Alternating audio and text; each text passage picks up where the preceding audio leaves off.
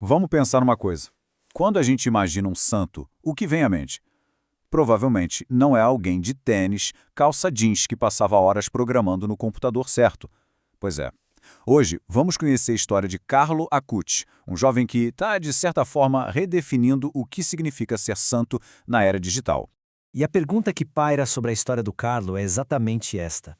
Como é que um adolescente comum, apaixonado por tecnologia como tantos outros, se encontra no caminho para a santidade? Vamos desvendar essa mistura tão única de fé antiga e cultura digital.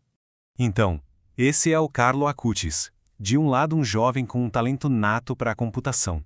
Do outro, alguém com uma devoção profunda, uma fé antiga. E o mais incrível é que ele conseguiu unir esses dois mundos, usando seus talentos digitais para uma missão totalmente espiritual. Essa missão dele foi tão inovadora que lhe rendeu um apelido muito apropriado para o nosso tempo: o Ciberapóstolo. Vamos entender direitinho o porquê. Para a gente entender a obra do Carlo, primeiro a gente precisa mergulhar no coração da fé dele, o milagre eucarístico. É um conceito central na Igreja Católica, onde, segundo a crença, a hóstia consagrada se manifesta fisicamente, se transforma em tecido humano. E existem relatos bem famosos disso, como o de Lanciano, na Itália, que aconteceu séculos atrás, e até um mais recente em Buenos Aires, que foi investigado pelo então arcebispo que se tornaria o Papa Francisco. Foram essas histórias, espalhadas pelo mundo e pelo tempo, que o Carlo Acutis decidiu reunir. E foi aqui que a paixão dele pela tecnologia e a sua fé se encontraram de vez. Carlo dedicou anos para criar um vasto arquivo online, um verdadeiro museu virtual, catalogando cada um desses milagres.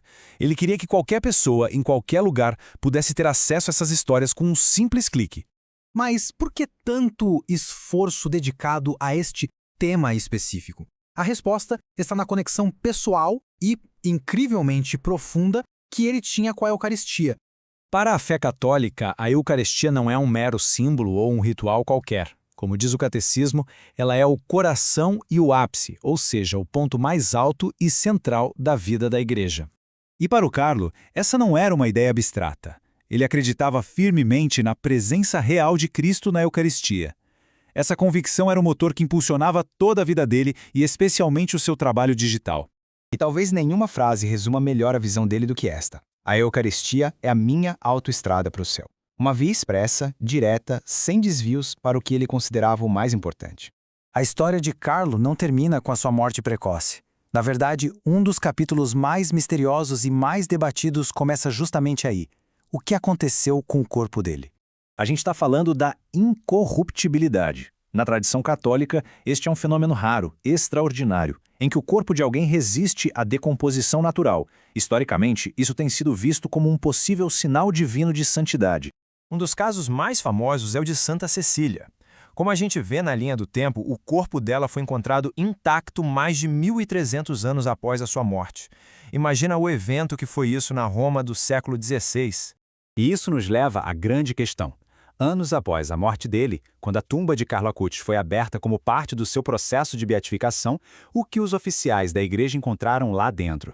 A resposta oficial da igreja foi precisa e bem honesta. O corpo de Carlo foi encontrado inteiro, ou seja, não estava decomposto, mas também não estava perfeitamente preservado.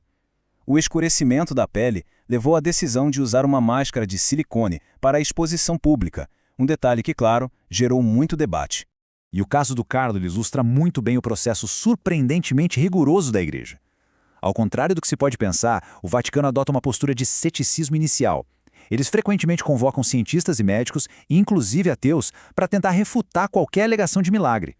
O objetivo é eliminar todas as explicações naturais possíveis. Então, quando a gente junta todas as peças, o apóstolo da internet, sua paixão pela Eucaristia e o mistério em torno de seu corpo, que imagem final emerge? Qual é de fato o legado de Carlo Acutis? O legado dele é essa fusão poderosa, um jovem moderno de jeans e tênis Nike, com um pé no mundo digital da programação e o outro firmemente plantado em uma fé milenar.